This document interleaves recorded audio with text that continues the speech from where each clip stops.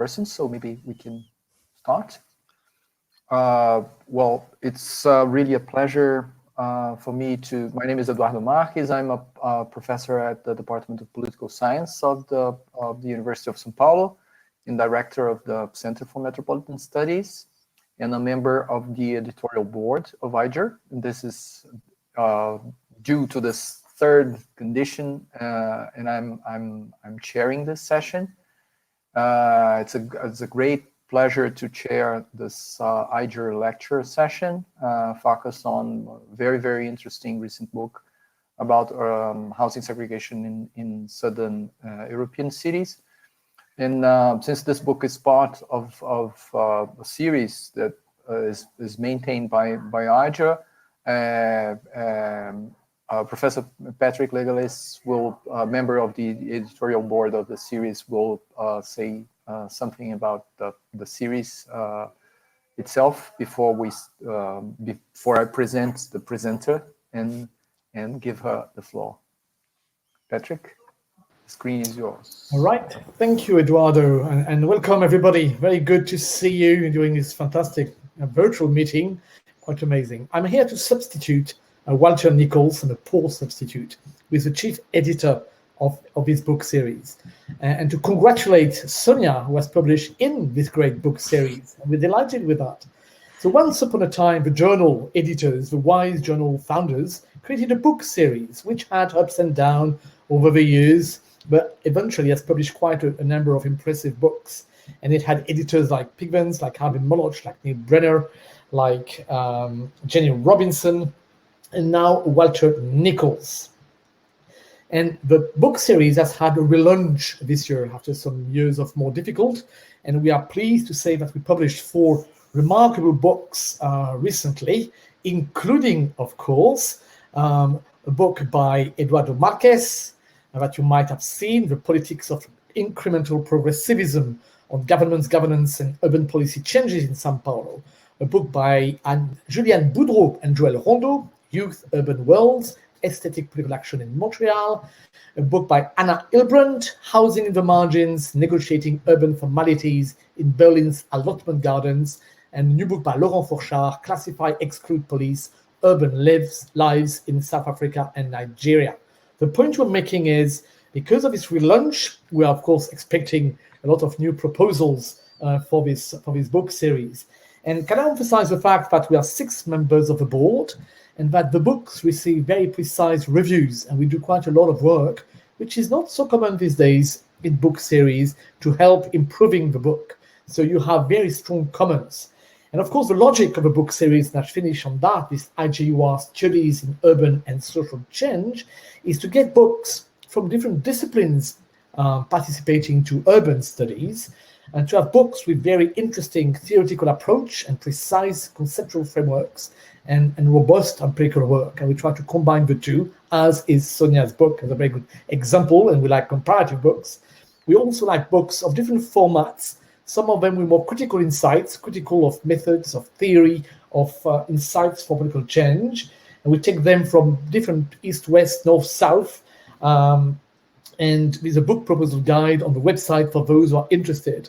But please feel free to send us some proposals. This is a good time because we have more books coming out very soon with a proper relaunch and a new marketing strategy. So those books now found quite a good echo, and it's quite important for the community around RC21 to be involved. We also accept edited volumes, but with a very high level of consistency and originality. But that also plays a role.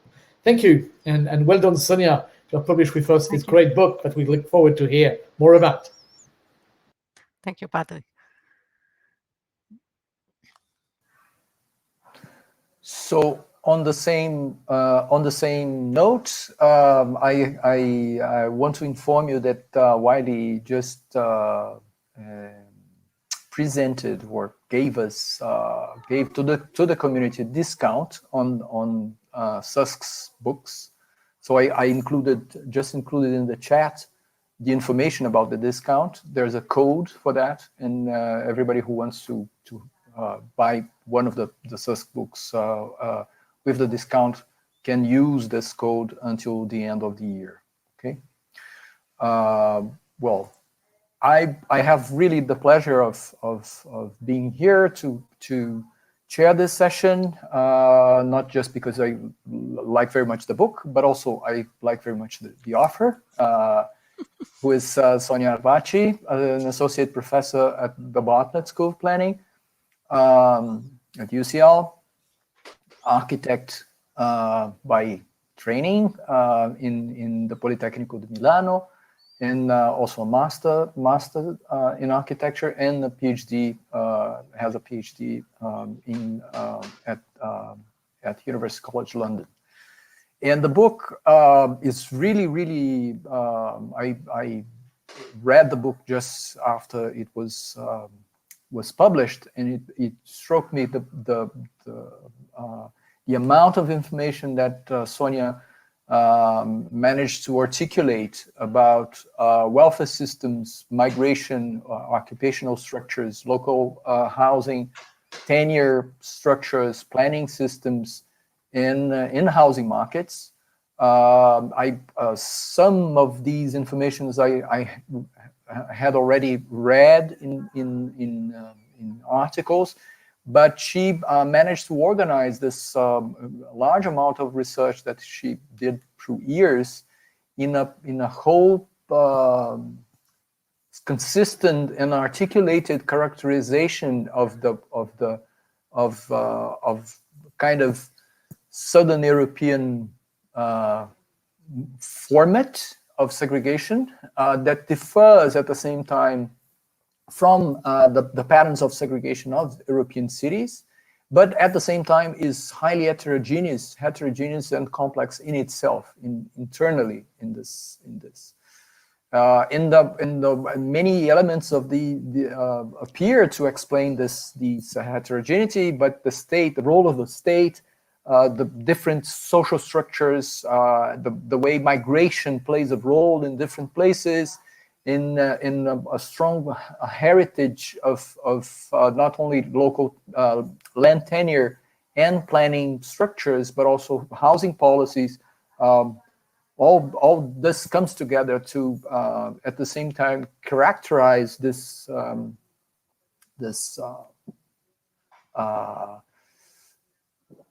model, so to speak. I'm trying to find a word which is not model, because it's not Model, a model, but it's a kind of thing. You get from the book a very detailed and broad picture of segregation that does not just consider segregation as a facet of social inequalities in space, nor of the dynamics of housing markets, but an active product of social transformations, public policies, and inherited and also reconstructed geographies.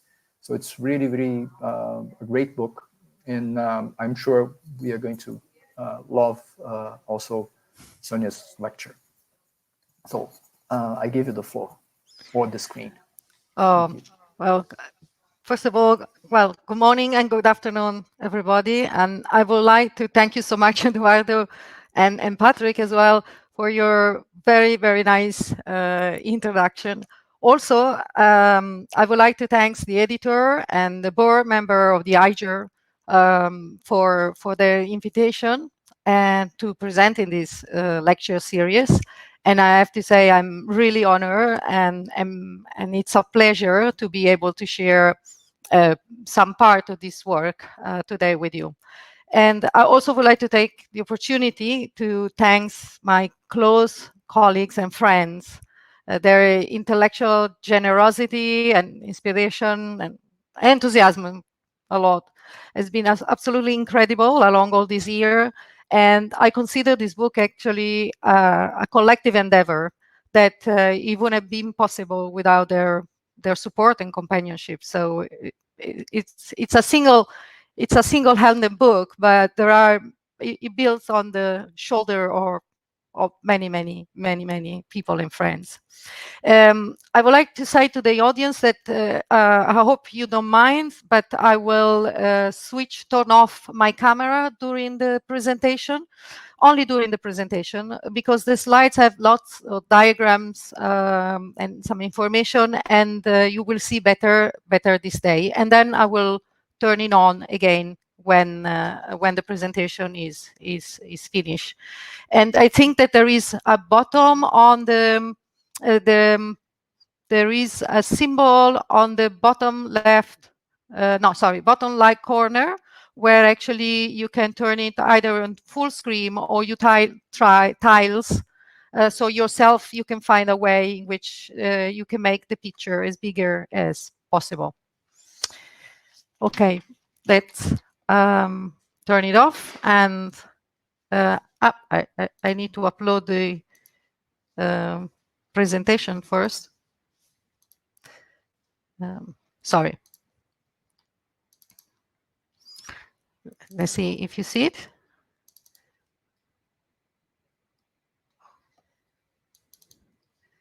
Can you just double checking? Excellent. All right. Can you see it? Just double check. Yeah, perfect. Now I turn off the camera. Well, let's start. In his New Year's Day speech in 2011, the Prime Minister of Denmark made a statement where he argued that ghettos should be phased out. He pointed to a rhetoric that has become mainstream in the urban housing policy of several European nations. They see the spatial concentration of poverty as a problem and mixed tenure and socially mixed neighborhood as a solution. In this lecture, I will challenge this view. I would like to start by outlining the key points that I want to make today. First, I will argue that we must recenter the segregation debate where it matters, on the role of the state, market, family nexus in the production of urban inequality. Spatial concentration per se is not the problem. Social inequality and residential marginalization are. Segregation is a process, and the relationship between spatial and social dimension is far from linear, taking a variety of forms, some apparently paradoxical, across country and cities. To make sense of these patterns, we need to look at segregation in relation to the broader organization of society and investigate the systemic mechanism, contextual processes, and changes that drive this form of spatial and social ethnic differentiation across scale and dimension.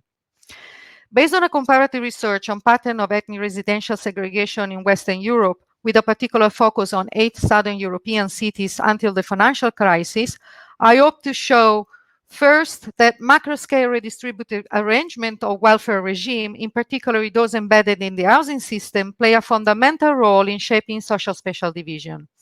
In fact, the cases will show that more redistributive is the welfare, the less unequal are the society. A comparative framework exploring the welfare housing nexus allows us to start unpacking paradoxes of segregation and understand the distinctiveness of Southern European familistic regime in relation to other regions of Europe. Second, mesoscale contextual condition, processes, and local urban political agendas further contribute to differentiate social and ethnic groups and mediate how macroscale arrangement play out at a local scale. The use of fine-grained multi-dimensional analysis is useful to understand the roots of the diverse pattern, as well as divergency between and within Southern European cities. Finally, systemic transformation and social urban changes from the 1990s, which further processes of recommodification led to a worsening of ethnic residential marginalization that did not translate into ghettoization, but rather into peripheralization. These emerging segregation patterns show that inequality can and is indeed disguised in dispersal and desegregation. I propose a metaphor of the urban diaspora to conceptualize these systemic processes of segregation. This presentation is organized in 5 parts. I will start by contextualizing the research within the academic debate in relation to 2 main approaches to segregation, and I will then briefly outline my research focus and approach. Now, the empirical analysis will start with a macro perspective, followed by a mesoscale investigation across the 8 cities, focusing first on the period until the mid-1990s, and then on the key changes up to the late 2000s. Before I start, I just wanted to say that while my presentation draws on my book, there is a lot of material and details that I could not include here today, given the limited time, and also for your own sake. Let's start. The oversimplified assumption the spatial concentration of a group is a proxy indicator of social division attached to poverty and exclusion persists not only in policy circles, but also in the media and academic debates. Metaphors such as the ghetto and the neighborhood effect reinforce this belief. Likewise, spatial desegregation and mixing are equated with social integration, inclusion, or upward mobility. However, at least since the 1990s, Southern European cities such as Milan or Madrid presented a high level of social inequality and residential marginalization below or moderate spatial segregation. Moreover, the increase in social inequality since the 2000s did not translate into ghettoization, but rather into a decrease in spatial segregation at both city and metropolitan scale, and among both native and foreign groups. This pattern suggests an apparently paradoxical phenomenon that challenge this oversimplified assumption and for which dominant theories are limited insight. And this intrigued me at the time and prompted my investigation 20 years ago. But the apparent paradox of worsening in social inequality and fall in segregation indexes is happening in other parts around the world, but only recently drew more attention. In US metropolitan area, while poverty and division are escalating and racial unrest returning, the 2011 census revealed a decline in spatial division between white and black. We can see similar paradoxes in Asia and more recently in several cities in Europe, such as Vienna, Berlin, or London. The case do not indicate a trend or a universal phenomenon. In fact, there are oscillations and rises in segregation indices simultaneously traced in many of these and other cities. Also, explanations for these patterns are diverse. But this suggests that the correlation between the spatial and social dimension are not straightforward. Simply put, these patterns do not reveal a paradox, but rather indicate that the relationship between social inequality and spatial segregation is far from linear. As many of us know, the debate on segregation is long-standing, spanning more than 100 years, and offers a range of interpretative framing about patterns and processes. There is no time here to discuss this literature, but broadly, we can find 2 radically different approaches to segregation. First, the long-established Anglo-Saxon and North American scholarship. This focuses primarily on ethno-racial division, the urban poor, the role of the market. Critically, ethno-racial segregation is often perceived as negative, as an organic or inevitable outcome related to racial preferences and behavior, market discrimination, or global forces. It is seen as an issue of individuals and neighborhoods. Solutions are sought through, for example, the introduction of role model in problematic neighborhoods to change individual behavior, or by deconcentrating and dispersing segregated groups. Despite the wealth and diversity of scholarship on segregation around the world, for example, from Latin America, Asia, or South Africa, US-based theory has been dominant, particularly in policy circles, and exported influential metaphor that became worldwide normative reference. The underclass and the ghetto in the 1980s, polarization of the upper ghetto in the 1990s, or the network effect since the 2000s, just to mention some. But from the late 1990s, an alternative conceptualization of segregation as a context-dependent and societal process developed in Europe, representing a paradigm shift.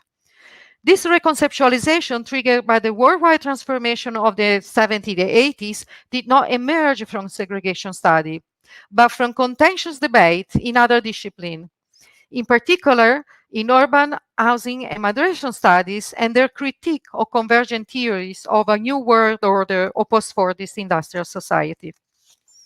This debate and the absence of hyperghettoization processes in European cities prompted European scholars to challenge the transferability of theory, metaphor, and policy from the US context. This, however, reveals an absence of interpretative framework capable of explaining the diversity of ethnic segregation patterns found in Europe. A group of scholars joined forces in developing cross-national comparative study to investigate this, incorporating social theory models and institutionalist perspective. The use of comparative and contextual perspective was fundamental to develop a new understanding of segregation. Difference between countries, cities within cities, prompt the development of multifactorial interpretative framing, which combine macro and meso level of analysis. European scholars developed an alternative lexicon, narrative, and foci. The concern was mainly on inequality, the link between class and ethnicity, and the role of the state. Segregation is seen as a process associated with broader societal structure and mechanisms that reproduce social inequality. Segregation is thus systemic, contextually diverse, and multiscalar. This work was groundbreaking in considering the key role of the welfare state in segregation study. For the scholars, the diversity of European welfare regime is central in the production or mediation of urban inequality, of which segregation is more a symptom and not a cause. While this European literature presented a paradigm shift in the theorization of segregation, its contribution had limited resonance in the mainstream discipline. Perhaps more importantly, he had limited influence in policy, which was and still is dominated by the long-established North American literature. In fact, with the expansion of the neoliberal creed, urban policy discourses in Europe began to frame the cluster of minority ethnic groups and area of concentration of social housing as problematic. While this scholarship attended to appreciate contextual diversity, Southern and Eastern Europe were initially overlooked in the process of theory formation, and comparative framework were limited in explaining this society, often understood as a variation or expected to converge with Anglo-Saxon or Central European model, and to some extent obscure the distinctiveness and diversity of this region. But from the 2000s, scholarship from Southern and later Eastern Europe made important contribution, helping to consolidate what I would like to call a European scholar's thought or a European scholarly movement. In spite of the limited attention to Southern Europe in international debate, a rich literature has examined this region and its city, especially after the 1990s, but its influence on broader debate has been limited, perhaps by the lack of publication in English. My research brings to the fore this peripheral region, which has distinctive features that can provide an opportunity to further advance our conceptualization of segregation processes.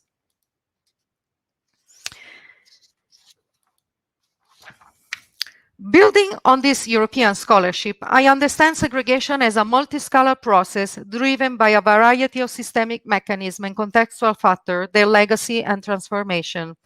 In my book, I argue that the segregation is embedded and should be seen in relation to the broader organization of society. The way society are organized and produce, transform, distribute resources play a key role in the social division of space. How do their model organization differentiate ethnic groups in spatial and social terms? Central to this process is how social institutions, state, market, family, the non-profit sector, underpinning civil society intertwine in the deployment of resources and welfare services, and thus in the production of urban inequality. Through an international comparative research, I investigate patterns of segregation on Western Europe with a particular focus on 8 Southern European cities from the early 1990s to the global financial crisis of the late 2000s. My focus is not just on pattern of ethnic residential segregation, an outcome, but also and primarily on mechanisms, processes, and change, so causes that drive these patterns and form of social ethnic differentiation. My aim is to unpack the social and spatial dimension. So the attention has to be placed on social inequality and residential marginalization first, and then the spatial form they take. Bringing together approaches in urban housing, welfare, immigration studies, including planning studies, previously explored in isolation from one another in segregation studies, I examine how ethnic residential segregation is produced in society across scale and in relation to welfare regime, housing system, immigration waves and division of labor, and the social spatial structure of the city and the changes. This is operationalized through a new interpretive framework, drawing on wide contextual structural model. But this is also an attempt to advance multiscalar approaches and systemic thinking in segregation study by exploring how macro-scale mechanism of differentiation translate also at city level, and how they are negotiated. The approach taken here relies in part on quantitative analysis, building on multiple data sources, secondary data to overcome lots of constraint and limitation. I use segregation data only to reveal differences and prompt questions. In fact, contextual divergent perspectives are crucial in this research. Rather than seeking convergence in path and looking for universal explanation, this comparative approach interrogates differences among patterns and systems, seeking to reveal and comprehend the distinctiveness and contextual diversity of each case. Why are Lisbon and Athens more ethnically segregated than Milan, Rome, and Madrid? Or why are some foreign groups more spatially concentrated than the other, especially the wealthiest? This approach helped to identify the role of certain key mechanisms and changes that would not be revealed using a single case study, as well as establish wider comparative framework by contextualize Southern Europe in relation to other regions of Europe, the Northern, the Central, and the Scandinavian one. In this first part of the analysis, I will show how macro-scale redistributive arrangement or welfare regime, in particular those embedded in the housing system, play a fundamental role in shaping social spatial division and pattern on ethnic residential segregation. Looking at Western European cities in the mid-1990s, we know there is no single model, with cities presenting diverse degree and pattern of both ethnic and social spatial segregation. But as we can see in the figure, there is an association between the degree of spatial segregation or low-income ethnic groups and the four ideal typical welfare clusters encountered in Europe, namely the social democratic in the Scandinavian country and the Netherlands, corporatist in Central Europe, the liberal like in the post-Thatcher UK, and finally the familistic, where our Southern European countries fall. The social democratic and liberal tend to have a higher level of spatial segregation, while the corporatist and familistic tend to be lower. However, when we look at social inequality, in particular residential marginalization, which refer to the marginalization of a group within the larger society in terms of housing accessibility, affordability, also security, tenure, and quality or conditions of the housing, we can see that the social democratic regime tend to be more equal and the liberal less. The relationship between social residential inequality and spatial segregation is not liberal. But for both dimensions, it seems that the type of welfare matter. But how? Drawing on ideal typical welfare regime theory and welfare typology established since Esping-Andersen's groundbreaking work, I use welfare clustering to develop a comparative framework to understand the roots of the the diverse segregation patterns and how urban inequality is produced. This is operationalized by intersecting the two welfare dimensions, redistribution and stratification. The principle of redistribution allows us to compare and cluster countries or cities according to the degree of the commodification of each welfare pillar and position the role of the state in the universalism and residualism spectrum. The principle of stratification, on the other hand, allows us to tease out structural mechanisms of differentiation embedded in each welfare pillar at different scale from national to local. I explore the relationship between welfare regime and segregation by focusing on the housing pillar. I argue that it plays a key role in shaping social spatial division, since housing is a major engine for the production of wealth, but also of inequality. However, the focus must go beyond housing market dynamics or social housing, typical of segregation studies, to be widened to the housing system as a whole. This includes looking at the tenure policy system, which organizes the relationship between the three main tenure and the market, owner occupation, social rental sector, and private rental sector, but also the supply system that encompasses provision, production, profit regime, and especially the land system, which, as we will see later, it plays a fundamental role in understanding how urban inequality is produced, filtered, or prevented. I examined the housing system in 16 European countries up to the early 2000s, according to the four ideal typical welfare clusters. Studying Western Europe is particularly revealing given the variety of welfare regimes which are representative of the different position of the role of the state. Therefore, I position the welfare cluster along the universalist residualist spectrum according to the degree of distribution or universal transfer, which depend on the broader conception of society that each welfare state holds, based on principle of social equity or economic liberalism or conservative familism. In the most universalist welfare, like the social democratic and to a lesser extent the corporatist, housing is seen as a right. Thus, the housing system is decommodified and organized upon social market principle. Here, the housing system works as a machine for redistribution of resources to ensure affordability, accessibility, and security of tenancy to all or most groups of society. On the opposite end of the spectrum, in the more residualist welfare, like the liberal and to a lesser extent the familistic, housing is seen as a good and even as an asset. Thus, the housing system is commodified and based on a liberal market. Here, housing works as a machine for accumulation of capital, and the housing affordability crisis is intrinsic to the system. Overall, the more decommodified and redistributive is the housing system, the less socially unequal the city and society examine. But how does it work in terms of policy design? Well, starting from the left, in a more decommodified housing system like the social democratic, the tenure policy system is built upon the so-called tenure-neutral subsidy system, where the state program fosters and subsidies all tenures, and universal transfer target all or most social groups, not just the poorest.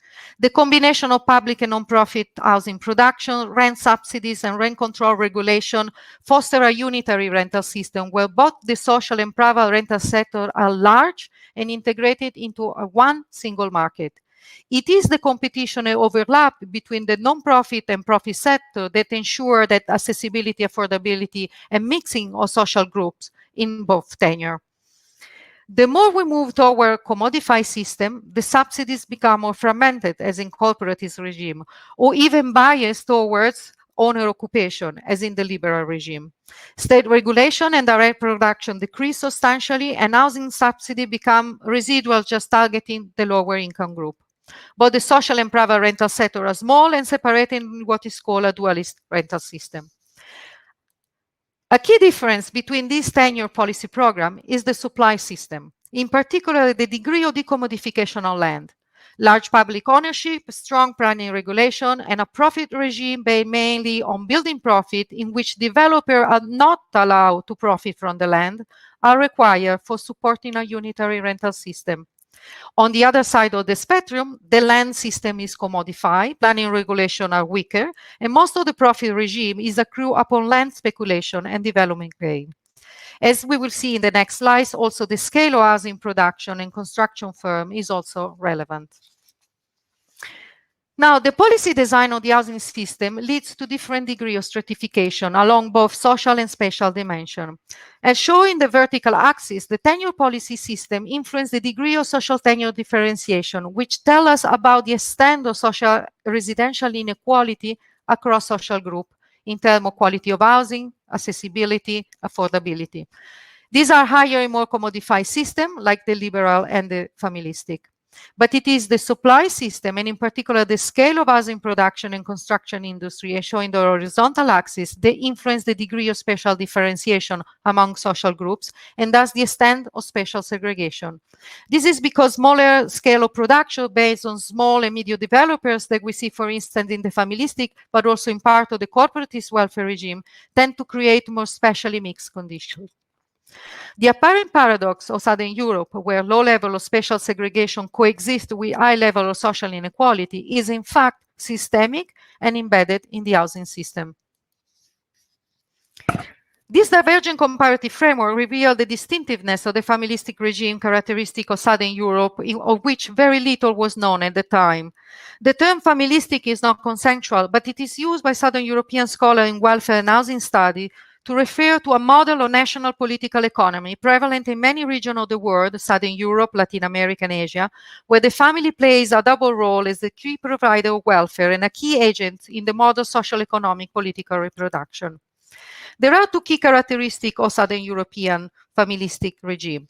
First, education and health systems are highly decommodified, But both the labor and housing system are commodified and segmented with limited state intervention and an over-reliance on the family as both welfare provider and an economic agent. And this is a legacy of Christian social policy. Second, home ownership is seen as a family patrimony, which should perpetuate through generation, thus differing from the notion of own ownership as a tradable good. These characteristics are reflected in very high level of owner occupation, not just among the wealthiest group, but across all social strata. Historically, access to owner occupation was advocated across all social groups as a political economic instrument to ensure political stability and widen the electoral base, to boost employment and economic growth, for instance, through the expansion of construction sector, and offer security for pensioners and those outside the formal labor market. Paradoxically, home ownership is seen as a form of security in a commodified and segmented labor system. The fostering on owner occupation is thus a condition sine qua non for the reproduction of other pillars of the familistic Southern European welfare system. As in other residualist welfare, like the liberal one, since housing and land systems are commodified, the housing affordability crisis is structural.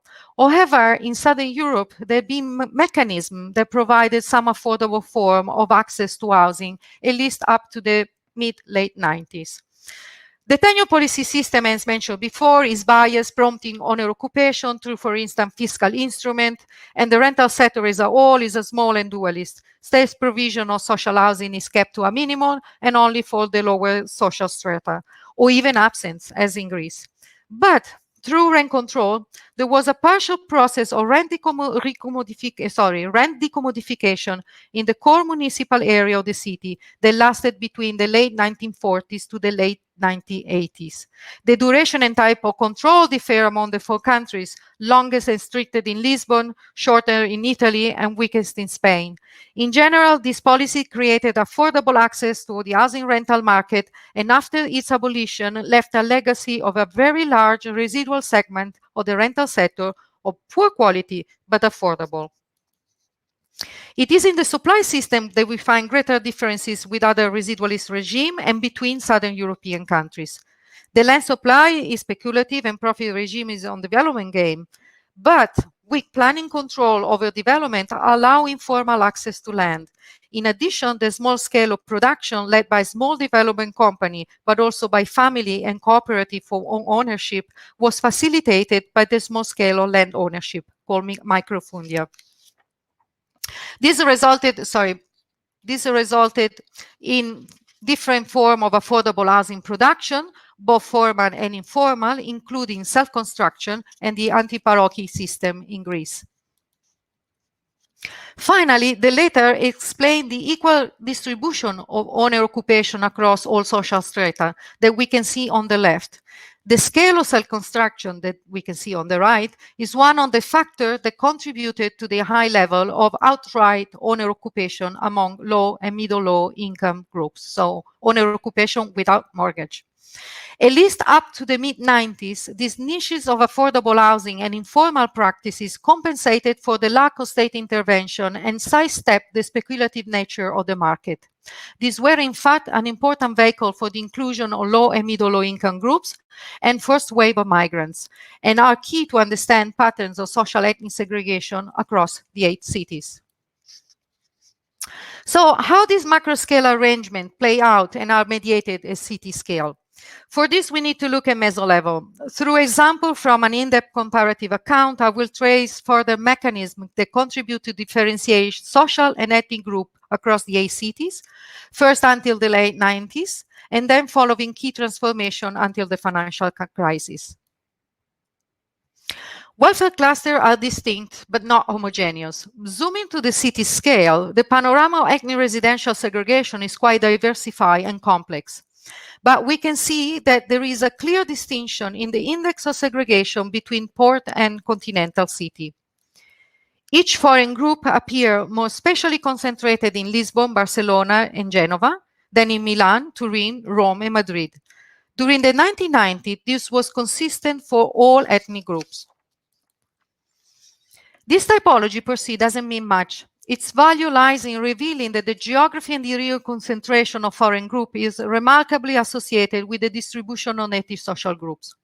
As we can see in the figure contrasting Barcelona and Milan in the mid-1990s, there is a divergent geography of upper and lower classes between central and outer central area of the two cities.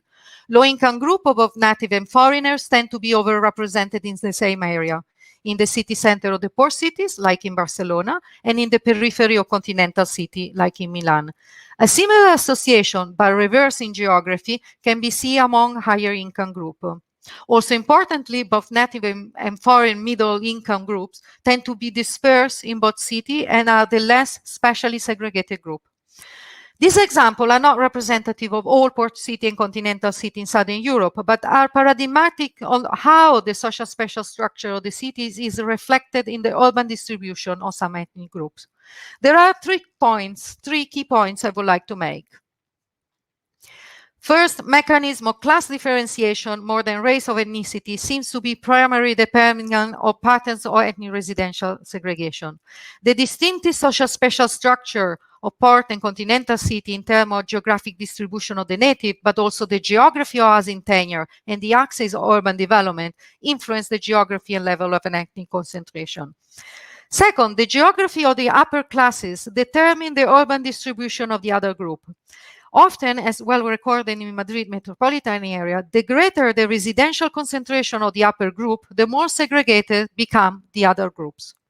Lastly, the peripheralization of lower income group in continental cities start to point out to a process of metropolitanization and dispersal that will accelerate in all cities from the 2000s, as we will see later.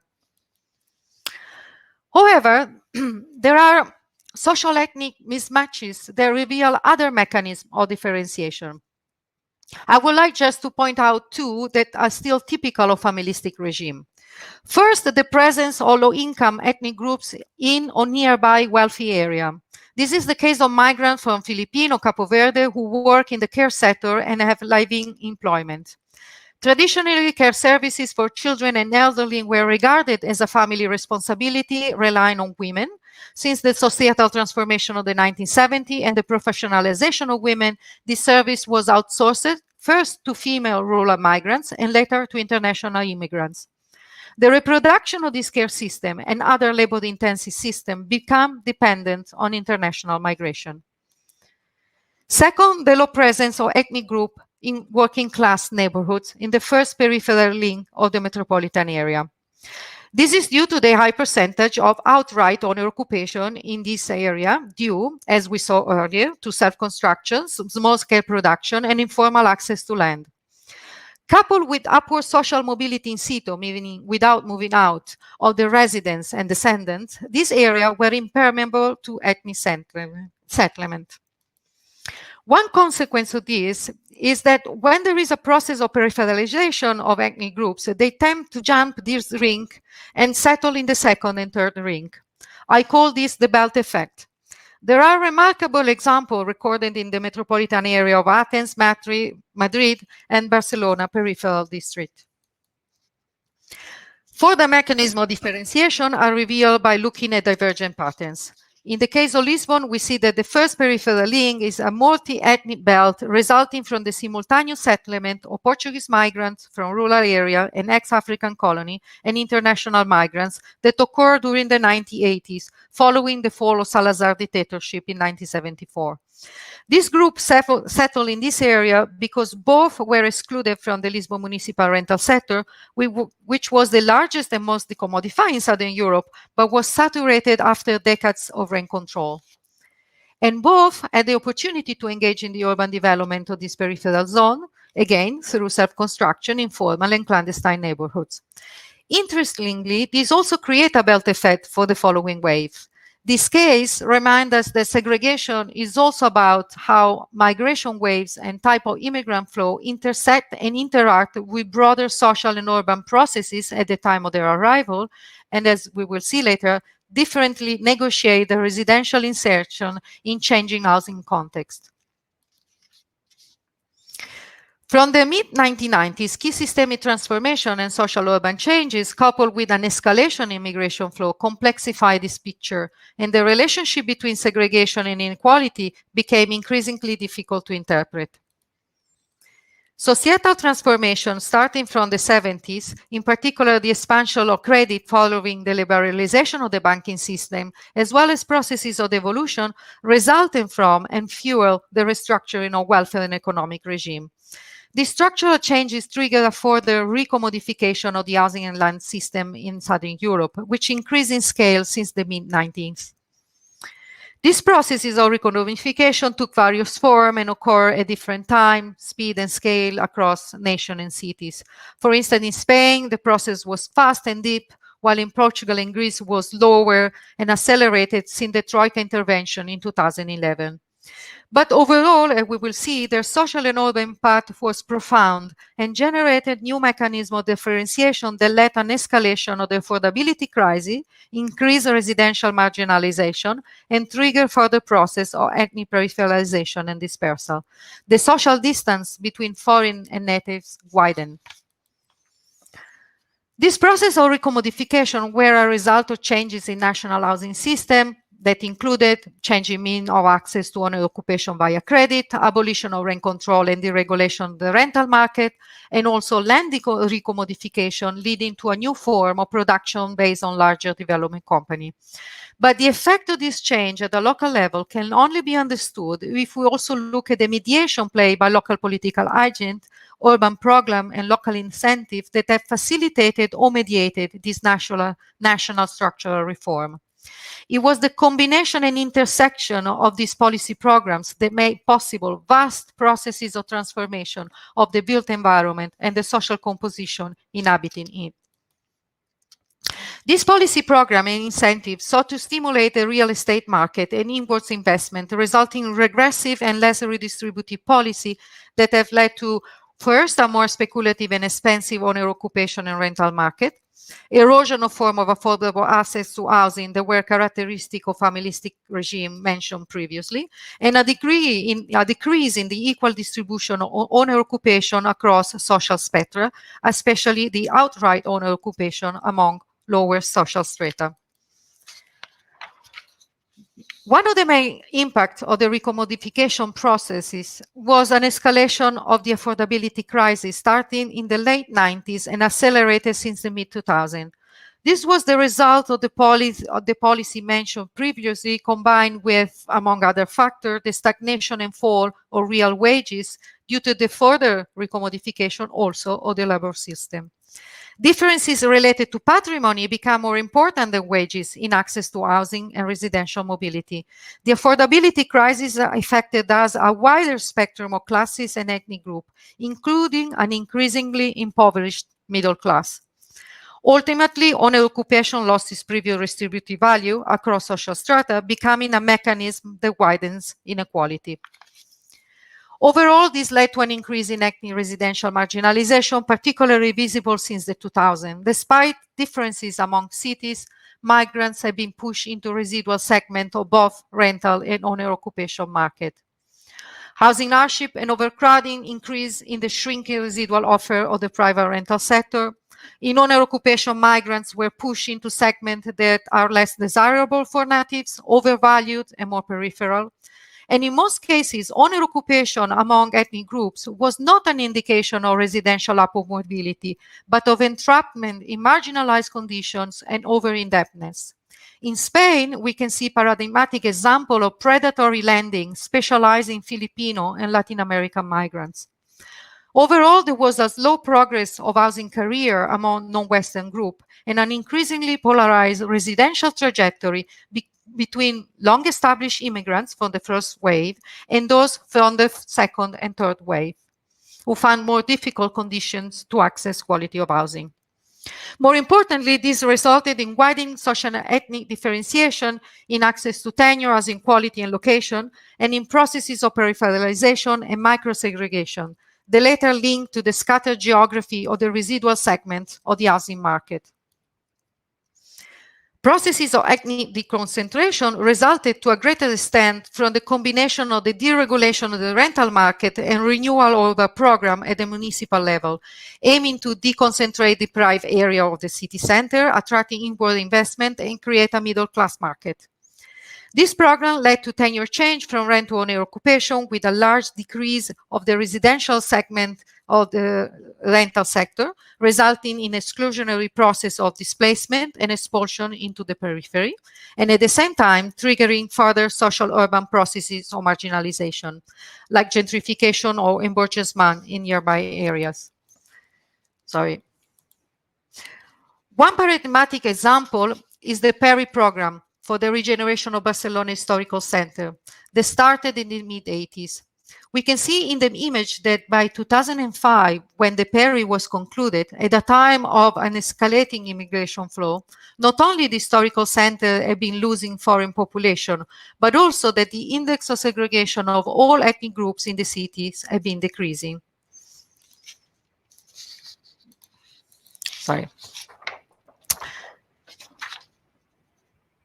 The process of desegregation and peripheralization, or moving out from the central area, took place further afield, not just to the first metropolitan ring.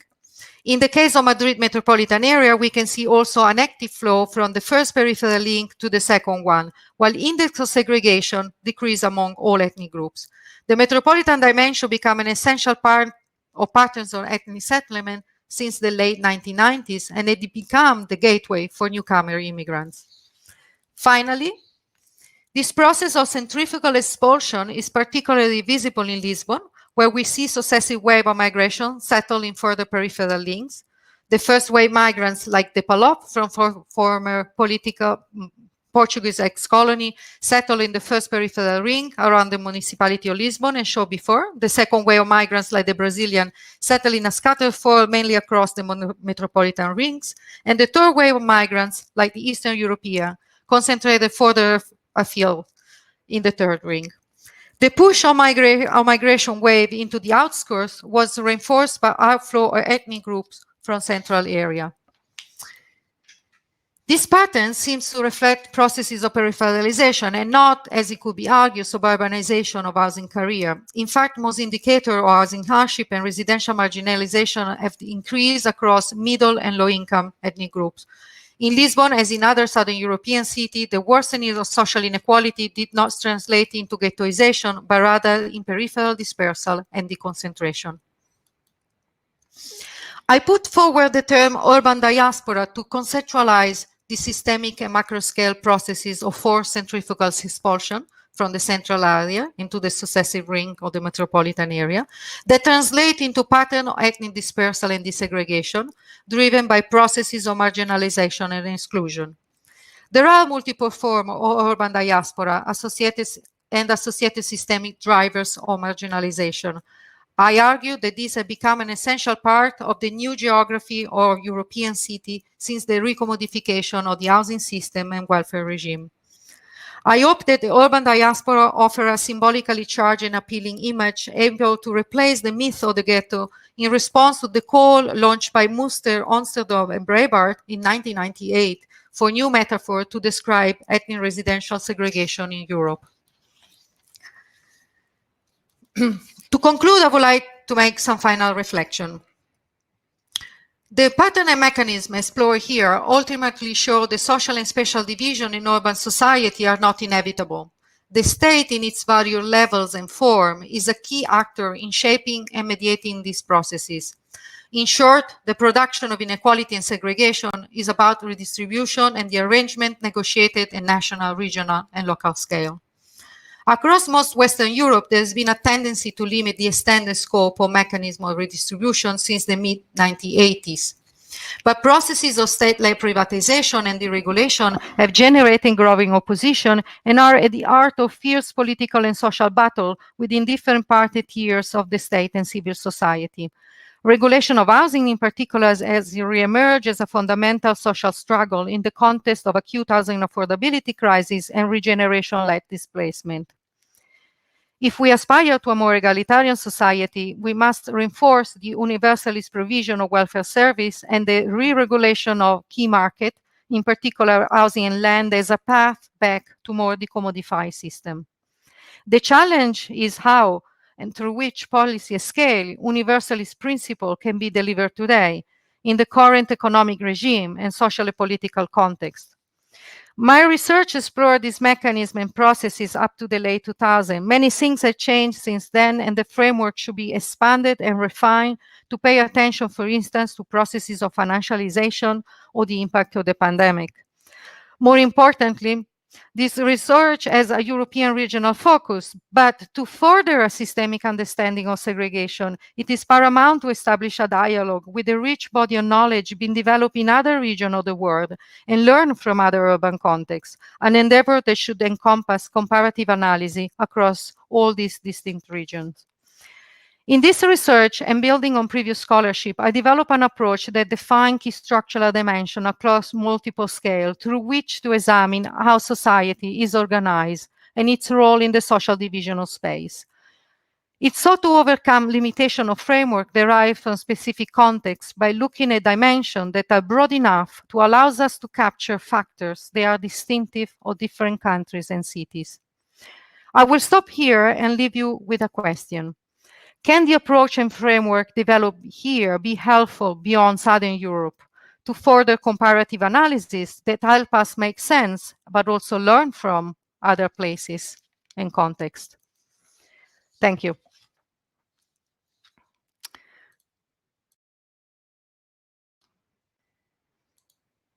I might close the...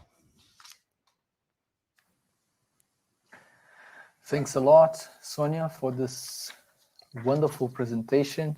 Not only in itself bringing a lot of ideas, but showing that you can do at the same time very strong, very systematic empirical analysis and draw from this important theoretical conclusions and that really push the limits of the discussion. It's really brilliant. Thank you, Eduardo. So not only the book, but the lecture also. So just some observations before we start. We are being recorded, as you might have noticed. This is a IJURR lecture, so this will be available. Not only the recording will be available not only in the website of the conference, but also in the website of the journal. And the second observation is that you can place. Now we are going to enter Q&A moment. We have still half an hour roughly to Q&A, and I'm sure you have plenty of questions, observations. You can place your questions in the chat, and I'm going to read them for the recording, and then Sonia answers, or you can raise your hand directly in your own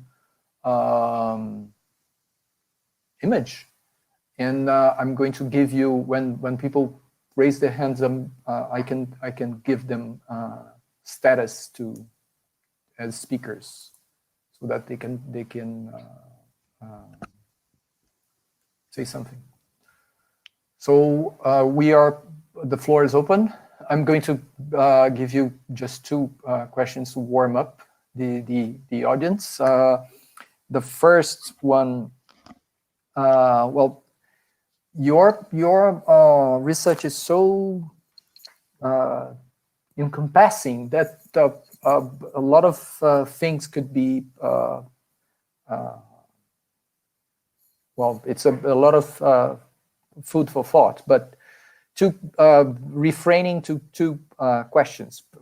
The first more broadly, pushing you a little bit further to make your argument even more mobile than it is. Actually, you construct a very strong argument about southern European cities, but that the facing northern European cities, and also the rest of the north, so to speak, or the paradigm of segregation studies. And if you had to travel these arguments to other places in the south, and obviously I have Latin America and Brazil in my mind, places in which you don't have strong historical heritages embedded in space, so you don't have a strong place to protect, so to speak, from the housing markets, from the developers in the cities, and at the same time you have a lot of informal, illegal housing, which is connected very strongly. It's not another market. It's part of the same complex market, and it's forbeared by the state very strongly. You have a very strong pattern of forbearance. So how would you apply or dialogue? How could you make your, because in Brazilian, we are also familistic, so to speak.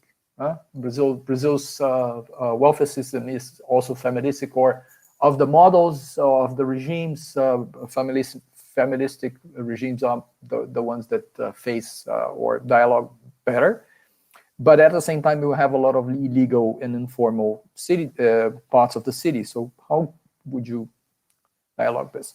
Second element is that something that came to my mind when I read the book, and I like very much the argument of the book, probably because my thinking works similarly. So it's a structural historical construction kind of.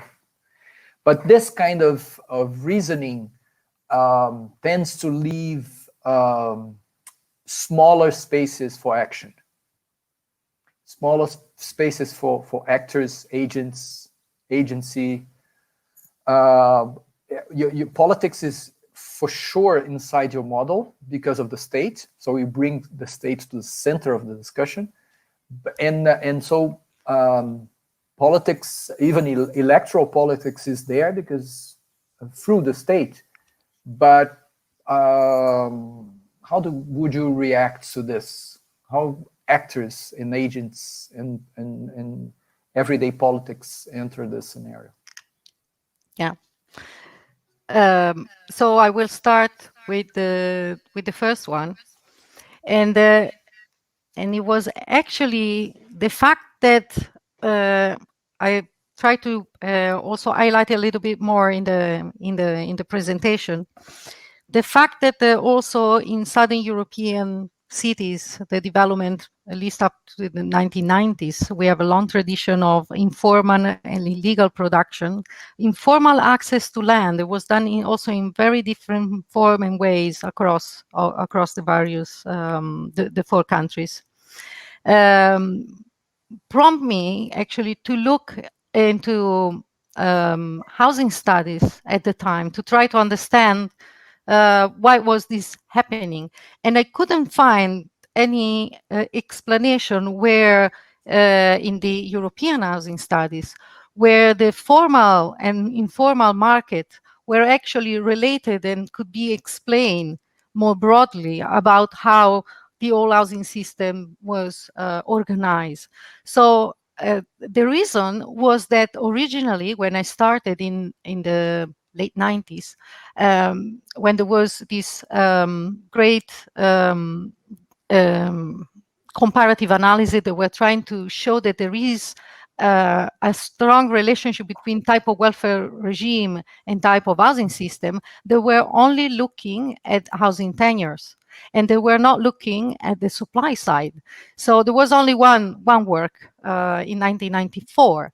And when I actually look at that work, suddenly I actually understood that the production systems is an element that is absolutely important and crucial to really understand not only the differences between the various countries and cities that I was exploring, but also help me understand how informality entered.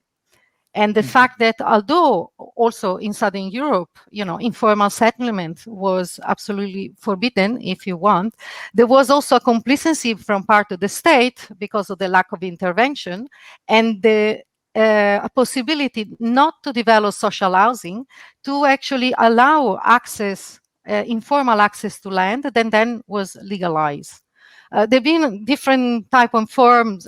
Sometimes it was actually a legal access to land, so the purchase of land, but the land is not for residential purposes. So then it was legalized, turning into, so it was a change of land use. So there were different mechanisms. Sometimes it was a subdivision of large landowners that were trying to develop small plot of land. But my point is that I think that this look at a housing system, not just on the tenure side, but also on the supply side, looking at who is producing, which are the actors they are producing. Is the state, is the family, is the non-profit, or is the market? Which type of developer, big, small, large? By the way, small developer are also family business. So this look on the housing system as a conception as not just on policy tenure, but also how this is produced and how land enter in the production of housing is create the base for a dialogue. I don't think that is just for Latin America, but is also with other regions of the world.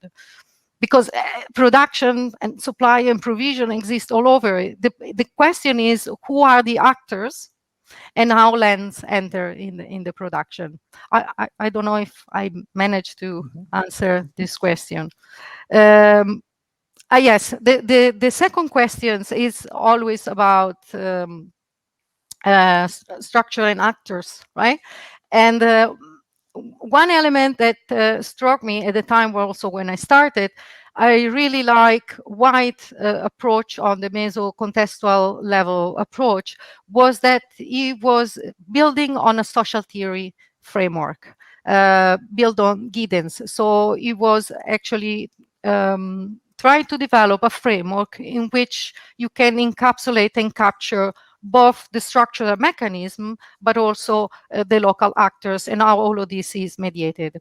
Obviously, in the presentation, I think this is emerged more in the book, because in the book I actually show how the various actors, the family, but also the migrants and the different type of migrants, how actually they interact and intersect.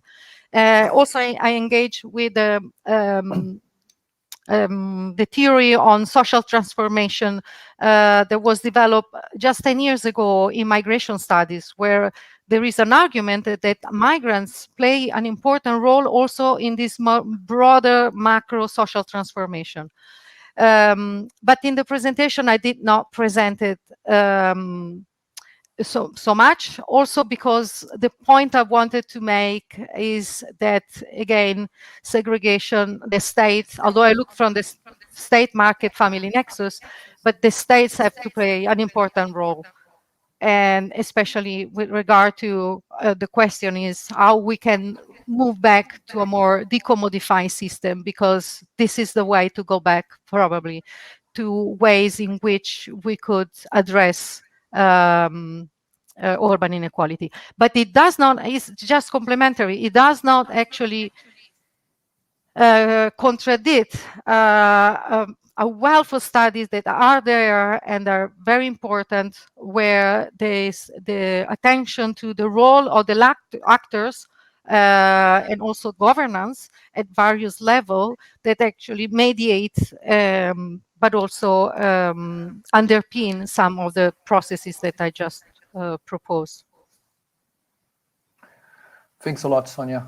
We have several questions here. I'm going to read them. No one has asked for the mic, so I have one. I'm reading. I'm going to read the questions, and then you say stop, and answer them. Okay. I don't know if 2 or 3, if they are. Yeah. Okay. So Felicitas Hillman, thanks. A lot of people congratulated you. And thank you. Thank for the presentation. But Felicitas Hillman congratulate you. Thank you so much for your inspiring talk. You made a distinction between port cities and continental cities. Could you please elaborate a bit more on that thought? Is that port cities cannot develop such belts as they face the seaside? The belts are the scale. Levent Soisal, sorry by my pronunciation, asks, how useful is familism at this time and age to understand Southern Europe? Is familism or familistic? Familism. Familism. And I have 3 more. Please tell me if I Sorry, how useful is familism to? Familism, how useful is familism at this time and age to understand Southern Europe? Mm-hmm. Okay. Yes. I have another one from Margarita Baragnano. Thank you very much for your fantastic presentation, so well founded. We could consider that another convergent characteristic of the large cities of Southern Europe would be the greater importance of spatial roots due to the location of social and family support networks and the preference for residing in proximity to them, and the importance of home ownership. And I have 2 more. Oh, can I start from sure. this? Sure. Maybe I go in backwards, because I remember the last one. So this is very, very important, the spatial roots. And in fact, I talk a little bit in the book.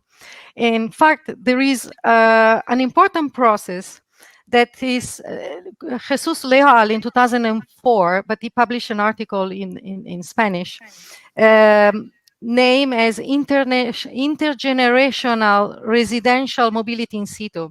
Essentially, the descendants tend to locate in either the same neighborhoods where they grew up or the neighborhood nearby. So if usually, and this is, first it was regarded as a typical form of family reproduction in space for just the upper and the lower income group. But in general, also middle income groups tend to have this form of intergenerational residential mobility in situ.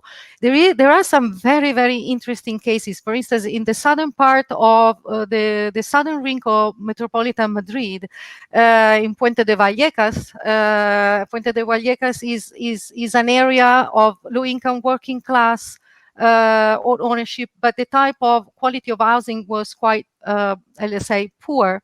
And the children, through a process of professionalization, so they become middle class, instead of moving into other wealthy or let's say middle class area, they actually tend to live nearby in the new construction for the middle class, for this new young middle class. They are descendant of working class. In reality, then, for instance, in the Barcelona is a fantastic case. For instance, the neighbor of Grassa, we could see that there must be a process of gentrification, but in reality, lots of the descendants of the original inhabitants that were middle low income shopkeeper, they actually decided to remain in the same neighborhoods and buy in the same neighborhoods. So these special roots that are part of closeness to the family, it's very important. And this you can see in all the indicators when you look also across Europe. So what is called the housing turnaround, how many times you are changing home throughout your life, it's actually very, very low. It's the lowest in Southern Europe compared to the other Northern European countries. So this is a very important point. Now, here, there is the question of familism or familistic, because there is a distinction between the two. So familism is very much used when you refer to a welfare where the care sector, the family play a role in the care sector, but in the care sector only. So when you use familistic, sorry for this distinction, it took me a while to understand. When you say familistics, it means that actually is part of the role, as I mentioned in the slides, is the role of a family also as an economic agent that reproduce the political economic system. Now, the big question is, are Southern European, we should consider Southern European countries still familistic, still in that the other thing that is very important is that it's not that the welfare, the ideal typology of welfare cluster are moving along the commodification, decommodification, are the countries that are moving in and out the clusters. So its classical example is the UK, that with the Thatcher in 1980, they move out completely from the social democratic clusters into the liberal one. So the question is, are Southern European countries still familistic? Well, the big question first is Spain. There is a debate whether Spain should be considered familistic or liberal. A lot of characteristics are similar to the liberal, but in reality, the role of the family is very, very strong. And another element is every time there is a period of crisis, we saw it in the financial crisis, and we are seeing here during the pandemic, the families actually start to taking a more central stage in the redistribution of services and resources. But I think it's something that should be explored, and this question might actually lead to a very, very interesting new way of analysis. So the other thing, sorry, can I add on this? The other thing is the commodification and commodification axis that come from the original idea of Esping-Andersen were based on the nexus between the state and the market in the provision of and distribution of resources. But later on, after 10 years, he brought another article where actually acknowledged that the family also play an important role. So probably instead of using just the axis of commodification, decommodification, we should do another axis of familiarization and defamiliarization, so we can also understand the process that went on in Eastern European countries. I don't know if it makes sense. Yeah, perfect. The other question, the first one was about port cities and continental cities. And then I have three more. Oh, okay. Port city, continental city. As I say, the distinction doesn't make much sense. But what struck me at the time, when it came out from the statistics of doing all this index of segregation, and I started looking into that, and I said, why is so striking? And actually, as I tried to explain, it was the fact that the central cities, the structure of the two cities are actually opposite.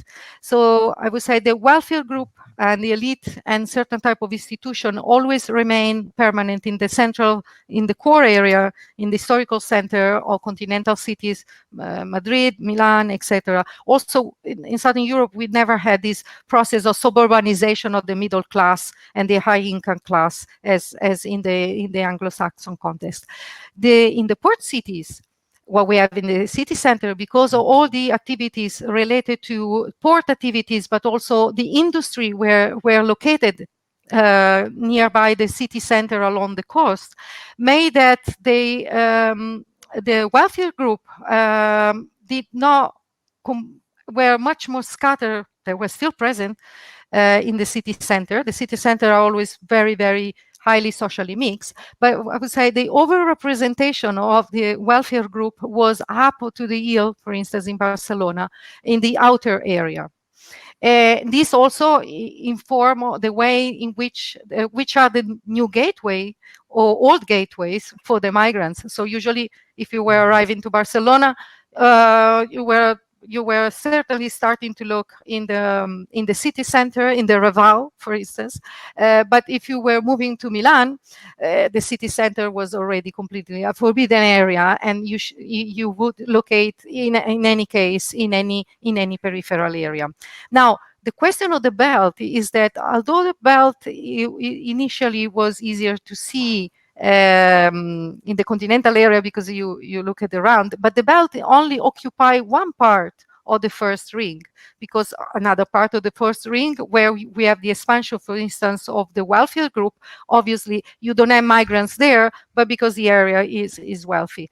The interesting thing of the belt is this mismatch before the fact that we didn't have actually ethnic settlement in working class area, which was very useful and typical to find in Northern European city. So there've been some writing and say, because there is a discrimination among working class group. But then if you look at the tenure, and you discover that these are also the area where we have the highest percentage of owner occupation and outright owner occupation, then the whole picture becomes clearer. Thanks a lot. We have two more questions. Hilary Silver asks about the role of taxes and tax regimes. Question is, how do local property taxes redistribution play a role in the southern regime versus the others, where so many own property? In Greece, austerity imposed high taxes and hardship even when long-standing families had a home. And Yuri Kazepov also congratulates you. Sonia, well done. I'm very sympathetic with your analytical framework and was wondering, partly related to your answer right now, how do you might articulate state, family, market, and family from a scale perspective and in the sense of multi-level governance? These interactions are complex. How do you eventually modify how do they usually modify your framework or reinforce your analysis? We still have 10 minutes. So yes, difficult one.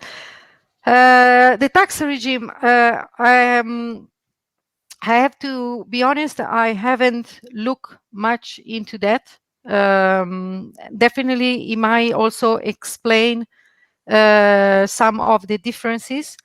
Definitely, there's been a lot of tax relief for owner occupation that have been expanded after the 1980s, 1990s, when there was this, what Emmanuel from Greece called the big monetary revolution. Also, for instance, tax regimes is sometimes also very much entangled with the political party, party at the government, either local or national government. But there is one element that it seems to me that although there are a lot of differences probably in Southern Europe, there is one element that is quite common. It is that in reality, property has a very high level of taxation because is a way in which also the labor market work, where we also have a segmented labor market, and the taxation from the income is much more fragmented, but with the big expansion on owner occupation, you can still have a tax regime on owner occupation that creates a stream. Now, the problem is, I don't know to what extent this has changed. I remember that in Italy, there was a big discussion with the Berlusconi government when also there was the issues of taxation of inheritance and property inheritance. But I cannot answer your question because I actually never look into this, but it's a very important one to look at. Also, multiscalar perspective, Yuri, maybe I should read your book to answer your question first, to refine my framework, definitely, because this, I only look at the national and the city scale, but actually there are other elements, very, very important, supranational, and also these coalitions between the various actors that create a far more complex narrative, especially of the supranational level. In reality, what we have, there are some European law, especially the competition law, that although the EU level has a subsidiary role in terms of housing, it created what is called a stealth housing policy that is pushed towards debt-driven owner occupation expansion all across Europe, but also that is curtailing all those mechanisms that are, for instance, in the Netherlands and Sweden, in those Northern European countries that were trying to develop the unitary rental system, and they cannot do it now. They cannot be reproduced because of this supranational law. But I would say that yes, the important thing of this framework, also of these perspectives, is this opportunity to be reframed constantly, and as any other framework, by standing in scale or introducing other dimension, has to be more all-encompassing and try to explain. So first I will read your book, and then I promise I will give you an answer. He just invited you to a project. Oh my God. In the chat. Well, so, thank you. Does anybody want to add something? Another question? We are right on time for the end. A lot of people greet you at the chat. Hilary Silva, Yuri, Felicitas, Roberta Cuca, Clea Colombo, Ana Belén Cano, Margarita, and Levan. So I close the session. Thank you. Thank you all. In the name of IJURR, in SUSC, for both the book and for the presentation. It was a wonderful presentation, and we had a very interesting interaction. Well, thank you very much, and thank you very much all. I hope we could share a glass of wine or just a hug soon, all together. Hopefully next year, who knows? Okay. But I wish everybody a nice summer or winter, wherever you are. Thank you. Thank you. We continue to meet each other in the screens for the last day and a half. Okay. Yes. Thank you.